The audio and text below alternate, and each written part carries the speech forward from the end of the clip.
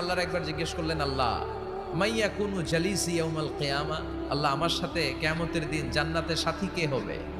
আল্লাহ বললেন, জালিসুকা ফিল জান্নাতি জাজ্জা, তোমার সাথী হবে কিয়ামতের দিন বিচার শেষে জান্নাতে যখন ঢুকবা তোমার সাথী হবে একজন কসাই। কসাই চিনেন? কি করে? গোশত কাটে। সাইয়েদনা মুসা আলাইহিস সালাম অবাক হলেন, ঘটনা কি? কসাই, আমি হইলাম নবী আর আমার সাথে জান্নাতে থাকবে? হাউ কাম ইটস পসিবল, এটা কিভাবে সম্ভব? আল্লাহ বললেন, নিজেই দেখে আসো এটা কেমন কসাই। সাইয়েদনা মুসা আলাইহিস সালাম ছদ্মবেশে কসাইয়ের দোকানে দাঁড়িয়ে রইলেন। দেখলেন স্পেশাল বিশেষ কোনো আমল নাই, কসাই শুধু গোশত কাটে, গোশত বিক্রি করে। দিন শেষে দোকান বন্ধ করে প্যাকেটের ভেতরে গোশত নিয়ে বাড়িতে রওনা হয়েছে।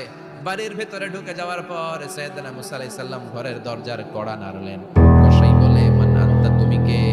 মুসা আলাইহিস সালাম বললেন, আনা মুসাফির, আমি মুসাফির, থাকার জায়গা নেই, আপনি যদি থাকার জায়গা দেন আপনার বাড়িতে থাকবেন। কসাই বলে, আসেন। সাইয়েদনা মুসা আলাইহিস সালাম ঢুকলেন। কসাই বলে, এই ঘরে একটু থাকেন, ওই ঘরে আমার একটু কাজ আছে।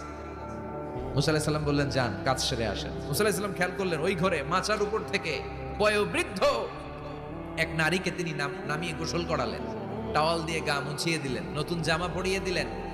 এরপর দোকান থেকে আনা সুন্দর গোশতের টুকরাটারে নিজ হাতে কেটে রান্না করলেন। তারপর রুটি বানালেন, আর গোশত আর রুটি হাতে নিয়ে ওই মহিলার মুখে তুলে দিচ্ছেন। মহিলা খাচ্ছে, খায় আর বিড়বিড় করে কি যেন দোয়া পড়ে। সুবহানাল্লাহ পড়বেন না? ওই মহিলাকে খাওয়ানোর পরে কসাই সাইয়েদনা মুসা আলাইহিস সালামকে মেহমান হিসেবে খাবার নিয়ে আসলেন। বললেন,